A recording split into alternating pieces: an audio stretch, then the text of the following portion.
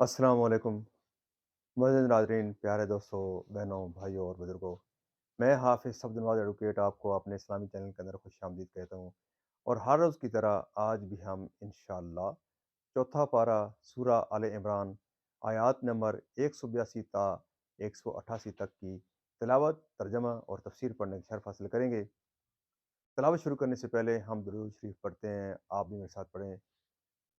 اللهم صل على محمد وعلى آل محمد كما صليت على إبراهيم وعلى آل إبراهيم إنك حميد مجيد. اللهم بارك على محمد وعلى آل محمد كما باركت على إبراهيم وعلى آل إبراهيم إنك حميد مجيد.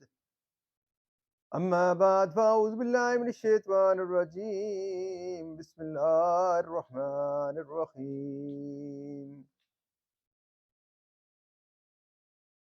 الذين قالوا إن الله عهد إلينا ألا نؤمن لرسول حتى يأتينا بقربان تأكله النار. قل قد جاءكم رسل من قبلي بالبينات وبالذي قلتم فلم قتلتموهم إن كنتم صادقين. فإن كذبوك فقد كذب رسل من قبلك جاءوا بالبينات والزبور والكتاب المنير. كل نفس ذائقة الموت وإنما توفون أجوركم يوم القيامة. فمن زحزح عن النار وأدخل الجنة فقد فاز وما الحياة الدنيا إلا متاع الغرور. لا تبلون في أموالكم وأنفسكم ولتسمعن من الذين أوتوا الكتاب من قبلكم ومن الذين أشركوا أذى كثيرا وإن تصبروا وتتقوا فإن ذلك من عزم الأمور. وإذ أخذ الله ميثاق الذين أوتوا الكتاب لتبيننه للناس ولا تكتمونه فنبذوه وراء ظهورهم واشتروا به ثمنا قليلا فبئس ما يشترون.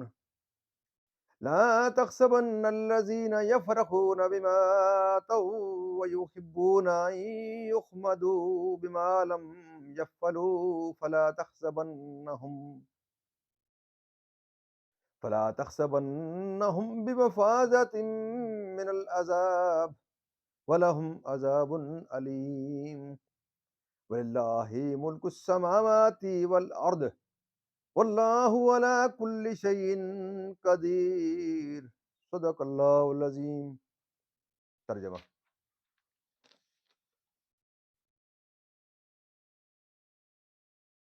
وہ جو کہتے ہیں اللہ نے ہم سے اقرار کر لیا ہے کہ ہم کسی رسول پر ایمان نہ لائیں جب تک ایسی قربانی کا حکم نہ لائے جسے آگ کھائے.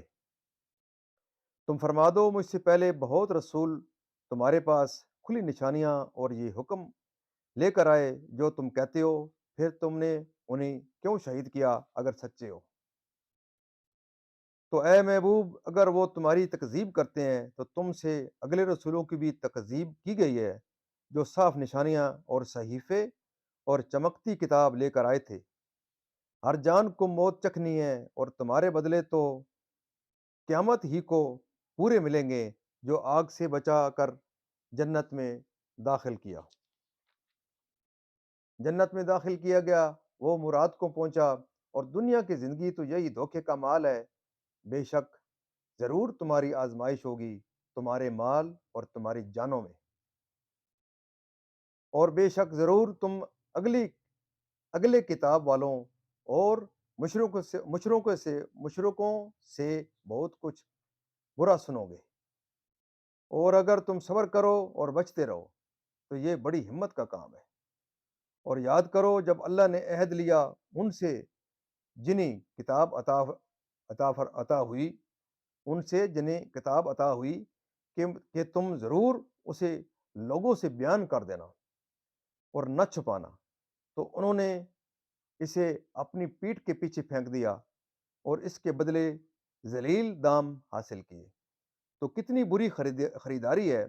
ہرگز نہ سمجھنا انہیں جو خوش ہوتے ہیں اپنی کی پر اور چاہتے ہیں کہ بے کیے ان کی تعریف ہو، ایسوں کو ہرگز عذاب سے دور نہ جاننا، اور ان کے لیے دردناک عذاب ہے۔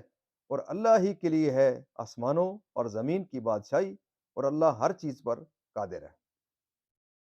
یہاں تک اس کا ترجمہ اختتام پذیر ہوتا ہے۔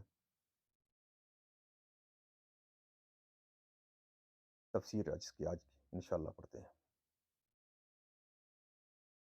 قتل انبیاء کو اس مقولہ پر معطوف کرنے سے معلوم ہوتا ہے کہ یہ دونوں جرم بہت عظیم ترین ہیں اور قباحت میں برابر ہیں، اور شان انبیاء میں گستاخی کرنے والا شان الہی میں بے ادب ہو جاتا ہے۔ اور شان نزول، یہود کی ایک جماعت نے سید عالم صلی اللہ علیہ وسلم سے کہا تھا کہ ہم سے توریت میں عہد لیا گیا ہے کہ جو مدعی رسالت ایسی قربانی نہ لائے جس کو آسمان سے سفید آگ اتر کر کھائے، اس پر ہم ہرگز ایمان نہ لائیں۔ اس پر یہ آیت نازل ہوئی اور ان کے اس کذب محض اور افتراء خالص کا ابطال کیا گیا، کیونکہ اس شرط کا توریت میں نام و نشان بھی نہیں ہے، اور ظاہر ہے کہ نبی کی تصدیق کے لیے معجزہ کافی ہے۔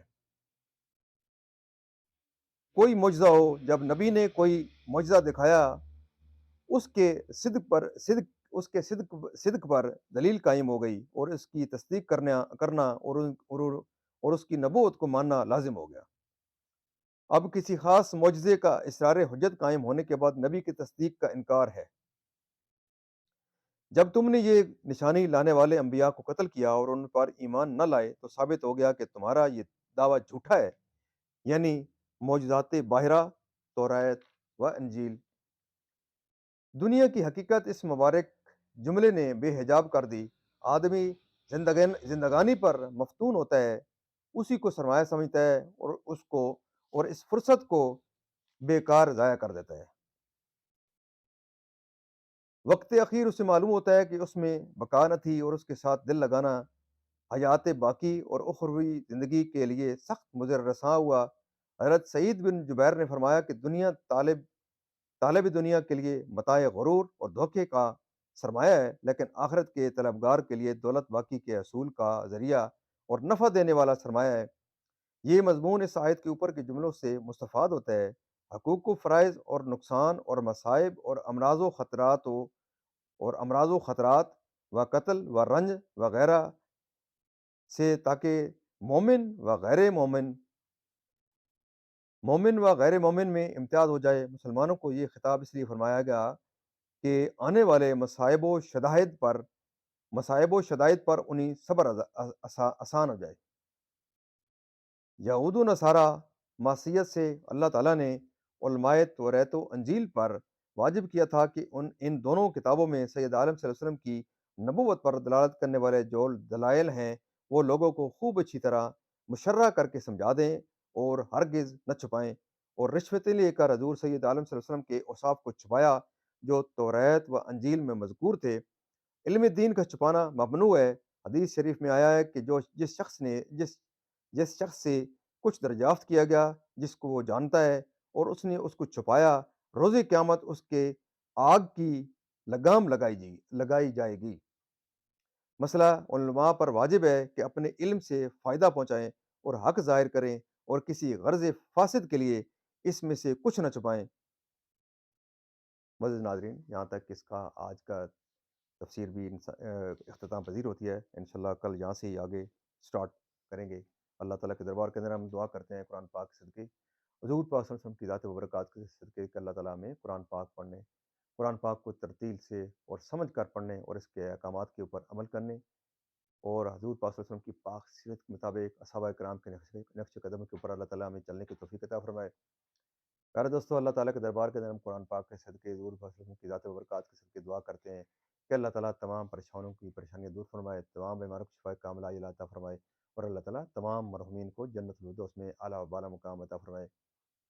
پیارے دوستو، آپ سے یہ استدعا ہے کہ آپ اس چینل کو ضرور لائک، شیئر اور سبسکرائب کریں، تاکہ یہ چینل جو ہے، جو قرآن پاک کا جس کے اندر تلاوت، ترجمہ اور تفسیر شیئر کی جا رہی ہے، تاکہ اس سے زیادہ سے زیادہ جو لوگ اس سے استفادہ کریں، اور جو اگر کوئی ایک کلمہ گو بھی اگر کوئی صراط مستقیم پر چلنا شروع کر دیا، جس کو کوئی قرآن پاک سمجھ آ گیا، کوئی ایک لفظ بھی سمجھ آ گیا یا کوئی ایک آیت بھی سمجھ آ گئی، کسی نے نماز پڑھنا شروع کر دی، کسی نے قرآن پاک پڑھنا شروع کر دیا، تو میں یہ سمجھوں گا کہ میرا اور آپ کی یہ جو کاوش ہے، وہ انشاءاللہ تعالیٰ اللہ تعالیٰ کے دربار میں قبول ہو گئی ہے، اور ہم انشاءاللہ اللہ تعالیٰ کے دربار کے اندر انشاءاللہ دن قیامت سرخرو ہوں گے۔ اللہ تعالیٰ آپ کو صحت دے، جو جتنے بھی دوست عزیز اقارب دیکھ رہے ہیں، اور آپ سے یہ صدا ہے کہ اپنے دوستوں، عزیزوں، اقربا کو اپنی فیملی کے اندر ضرور اس قسم کے جو چینل ہیں ان کو ضرور ان کا ڈسکس کیا کریں، تاکہ آپ کے بچے، فیملی، جو عزیز اقربا ہیں، جو انٹرٹینمنٹ کے جو پروگرام دیکھ رہے ہیں، جو لو قسم کے جو فضولیات قسم کے جو پروگرام دیکھ رہے ہیں، ان سے وہ بچیں، کیونکہ ان سے ان کا ٹائم کا ضیاع بھی ہوتا ہے، ان کی صحت بھی خراب ہوتی ہے، اور ان کا ایمان، سب سے بڑی بات یہ ہے کہ ان کا ایمان خراب ہوتا ہے، اور بچے دیکھتے دیکھتے نہ وہ پڑھتے ہیں، نہ وہ نماز پڑھتے ہیں، نہ وہ کوئی دین کا کام کرتے ہیں، تو وہ اپنا ٹائم ضائع کر رہے ہوتے ہیں۔ اللہ تعالیٰ آپ سب کو جو فضول قسم کی جو چیزیں ہیں ان سے اللہ تعالیٰ بچنے کی توفیق عطا فرمائے۔ اللہ تعالیٰ آپ کو ایمان کی سلامتی عطا فرمائے۔ اللہ تعالیٰ آپ کو آپ کی زندگی کے اندر آپ کو اللہ تعالیٰ ایمان کی دولت اور مرتے وقت ایمان کی دولت کے کلمے کے خوشبو سے اللہ تعالیٰ آپ کو روانہ کرے۔ آمین ثم آمین۔